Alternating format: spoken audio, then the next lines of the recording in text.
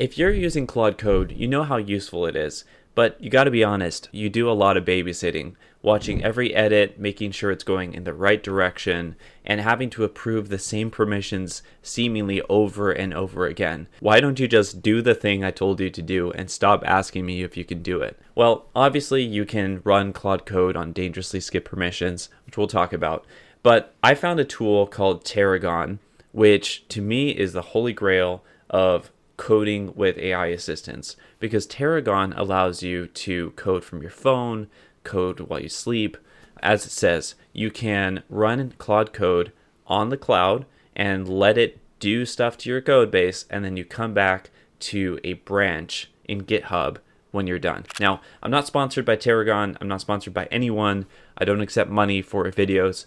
I just found this tool while I was getting used to using Claude Code, and it really revolutionized my workflow, and so I wanted to share it with you. Now in this video, I'm not just going to be sharing about Teragon, but I'm going to give you my top tips for getting the most out of the system, including parallel development workflows, how you can actually have it test its own features before it gets back to you, and how you can air gap your database so that you're not accidentally making changes in your production database. All right, so let's start with what is Teragon.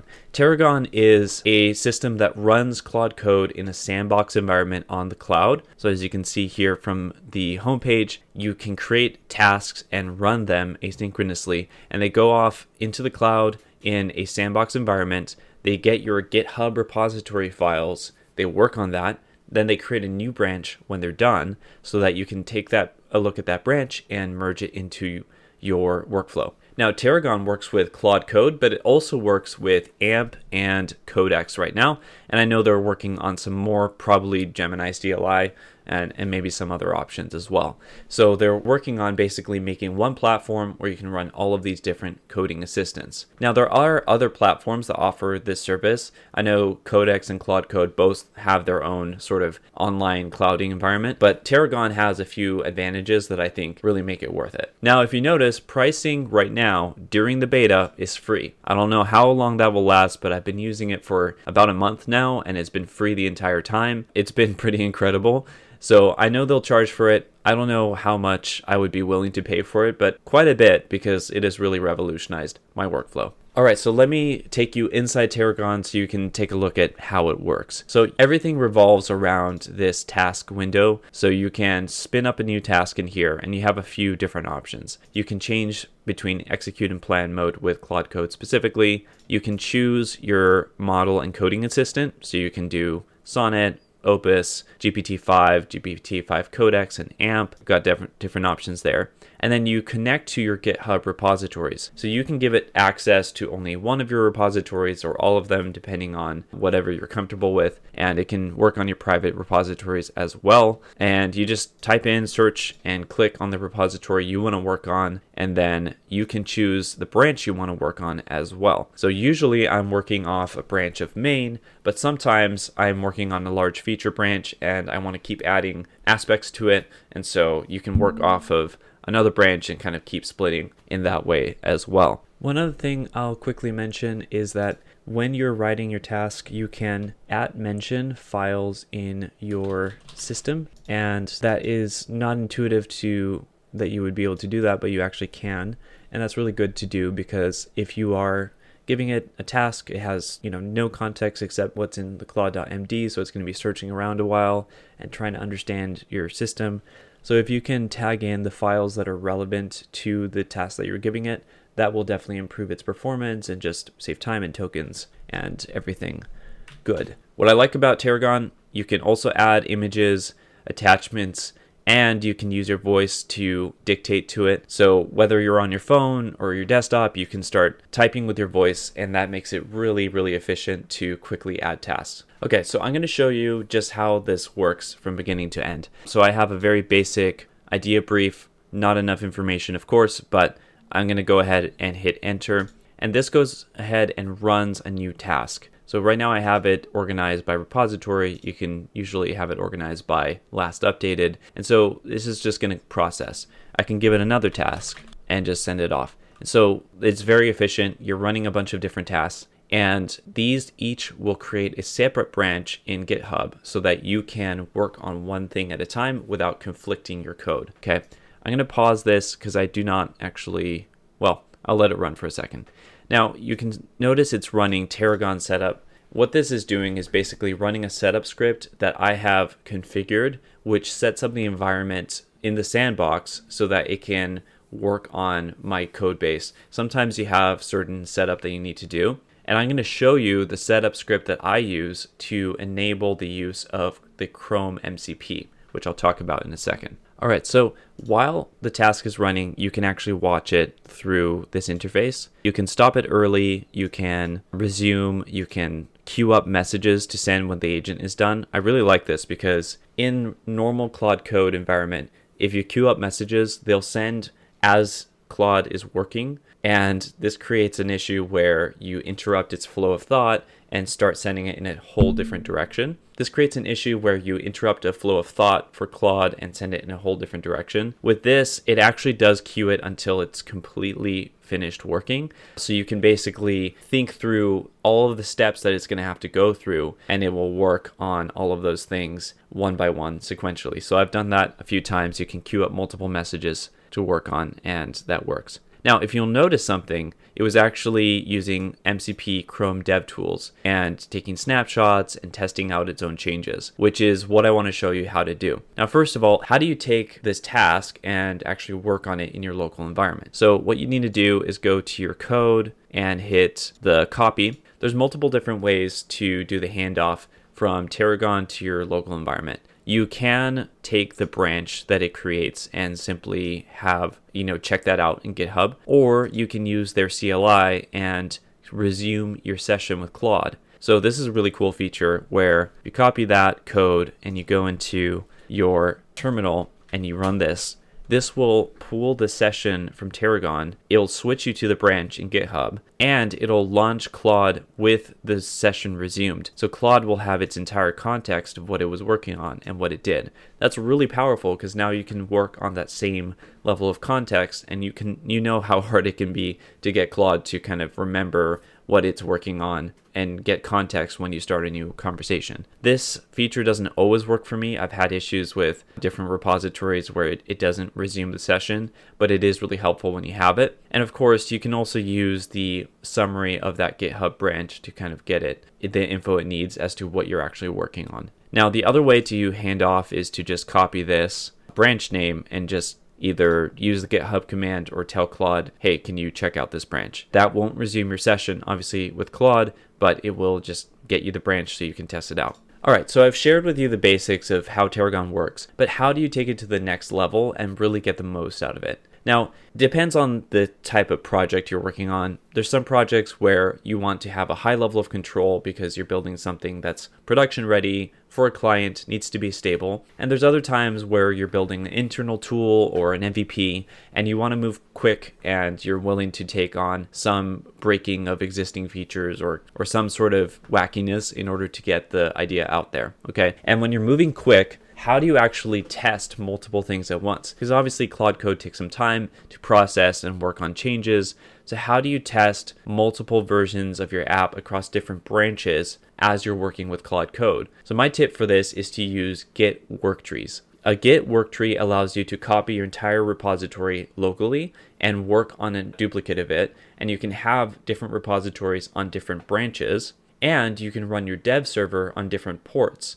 So what that means is you can have different instances of Claude Code working on different repositories with different branches and running different test servers so you can test the different changes. This can get a little bit crazy, so I only really do it on 2 or 3 at a time, but you can kind of do this at an unlimited level. There's really no limit to what you can do with that. The way that I generally organize it is you can open up multiple windows of VS Code, or you can use multiple terminals and have those work on separate repositories. So how you would do it is you can just say, can you start a work tree for this branch? And you can have Claude Code do that for you. You can also look up the commands in GitHub to do that. So you'll notice I have Datos Web App, and I also have Datos Web App Teragon. And in there, I have a separate branch. And so this is just another copy of my repository locally with a different branch selected. And then when you run your test server, you can just tell it a different port. One thing I do when I want to work on multiple work trees and organize is I will open up multiple terminals and rename them so it's more clear what I'm working on. So I often will name them the port that I'm running the server on. So like if I want to test out main and this branch at the same time, this is how I would do it. So I'm going to have this one be on 3000. I'm going to say you can do rename or F2. So I'm going to do 3001. Let's run the test server on 3001. And then I'm going to open another Claude Code instance. I'm going to go ahead and go dangerous mode here because I like to live dangerously. And I'm going to say, can you start separate work tree locally on the main branch? I'm currently working on a feature branch here. Let's see how that does. Okay, so this is going to run, 3001 is already in use. It'll sort that out. Okay, so it's going to create a separate work tree for this branch. Okay, so once you create that separate work tree, what you want to do is actually move your terminal to that. If you start working on that branch with Claude Code in the current directory, it's going to get reset to your working directory every time, and that's going to be really frustrating. So what you can go ahead and do is exit out of Claude Code and then CD over to, let's see, okay. So let's CD over to Dato's web app main and then open up Claude Code again here. We're going to call this one 3002 and say, please run the dev server on 3002. The reason I'm telling Claude to run it instead of running it myself is because Claude will run it in the background and it'll be able to access the logs as it runs for your server. So you don't have to copy paste logs into it. It will actually see them. So it's nice to have Claude run them. Okay, so I've got this branch running on 3001. Then I've got this branch running on 3002. Because I started a new work tree, it's only going to copy from GitHub whatever are the tracked files. So it doesn't have the entire dependencies. So it's going to have to run npm install. It's also not going to have your environment variables. So what you can do is go back here and say, can you copy my environment.local over to this other work tree so I can work on that as well. So there's little bits of setup that you'll need to do. And what you could do is create a command or a script that basically does all of this in one package so that it can kind of set up your new work tree in one command instead of doing that manually every time. But the end result here is you can be testing multiple different features at the same time, running multiple sessions of Claude Code, and that makes you work so much more efficiently. Now let's talk about having Claude Code test its own changes. One of my big gripes was every time I was running these tasks on the cloud and I would get to my development environment and test it out, there would be like a simple error that could have been addressed if it had actually tested it out, right? Now, obviously you can have unit tests, integration tests, code linting, and builds just to test if it compiles properly and all of that, but there's a lot of errors that won't be caught by these methods, and maybe some of them are just layout issues that would be obvious if you tested it out. So this is where Chrome DevTools comes into play. Now, a lot of people use Playwright for testing with Claude Code, and to be honest, I don't have a very technical overview of what the benefit of DevTools MCP is versus Playwright, but I will tell you in my testing experience, it feels like Playwright uses a ton of tokens and it kind of tends to send Claude Code spinning in different directions, using up its context really quickly, and it doesn't really get a lot done.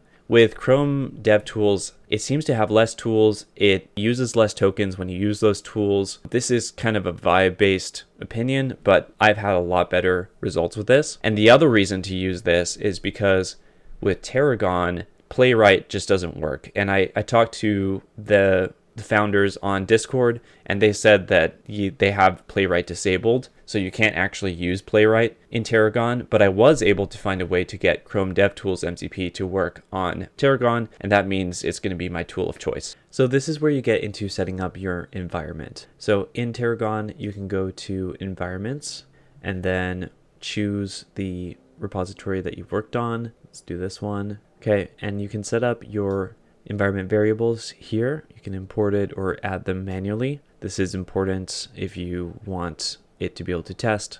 Otherwise, it's not gonna, be able to test properly. And if you scroll down, you can set up your MCP server configuration. I'm gonna have to blur out the details of mine because of the API keys, but this follows the same format that you would typically use in an mcp.json file. So let me pull up some documentation on that. Okay, so this is the style of configuration that it uses. So you can set up all of yours here. I set up mine with Supabase MCP, Chrome DevTools MCP, and Perplexity MCP, so it can ask questions online and do its own research. Okay, and then as you scroll to the bottom, there is this environment setup option. So if you click Edit Setup Script, and this is where you can set up a script to run every time your repository or every time a new task is created. So it basically helps set up your sandbox. I created the script in collaboration with Claude Code to basically find a way to be able to run the Chrome MCP. What this does is, it runs npm install to install your modules, but it also installs Chrome, and it sets certain variables to ensure that it comes into headless and no sandbox mode. And so this has worked for me to be able to get the Chrome DevTools MCP working. Without this, it didn't work. It kept saying that the browser was already open. I also have something for myself that there was an error every time on the repo because of a symlink issue, so that resets it. So basically, yeah, this takes care of that setup. It takes a while to run because it's doing some installations, but it's well worth it for just the convenience of having that all set up. And then you can just take this and you can copy it for all of your different repositories that you're working on if you want to use the DevTools MCP. So I'll leave a copy of this script a little bit simplified for you to get in the description. Okay, and then for the MCP configuration, make sure with the Chrome DevTools that you set up these arguments: isolated equals true, headless equals new, and no sandbox. And these will enable it to actually work within Teragon. Now, Teragon also has automations. I have not used this feature, but you can use them to run on a schedule or in response to specific events. So you can see the different triggers here. It can be manual, a pull request, an issue. So this could be a really powerful feature. I just have not dug into what I could actually do with it. So there's a few different options there that you can take a look at for suggestions. Under your settings, you can also set, under agent, I believe, you can set a custom system prompt. So this will be included aside from your claude.md or agents.md file. This will be included, and this can help you to, here in the system prompt, this is in addition to claude.md or agents.md. I have some additional instructions that are specifically for Teragon agents, so I added them in here. This does go across all of your different projects, so keep in mind that it may not be relevant for some of your GitHub repositories. I'm sure in the future they might move it to an environment so you can have a different system prompt for a different repository. But obviously you can use your claude.md as well, and you can have like Teragon instructions.md in your repository, and then maybe in the system prompt just say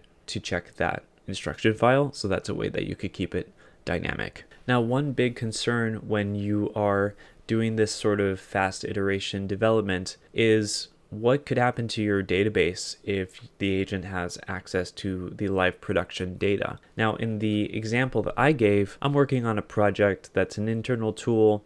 The stakes are not high. I'm not worried too much about the production database, but I am working towards setting air gapping, because as the app gets more complex, changing random columns or adding database triggers or doing other migrations could affect the operation of my app. And especially when you're working on client apps or apps that handle personal data, you don't want to have that production data available to the agent that's just running autonomously, because these agents on Teragon are set to completely just keep going until they're done. You can obviously have plan mode, but the idea is you don't want to give that level of access there. So how do you actually do that? Well, it really depends on how you've set up your dev environment, what database you're using, all of that. I can just say that I'm using Supabase, and if you're using Supabase and you use the MCP,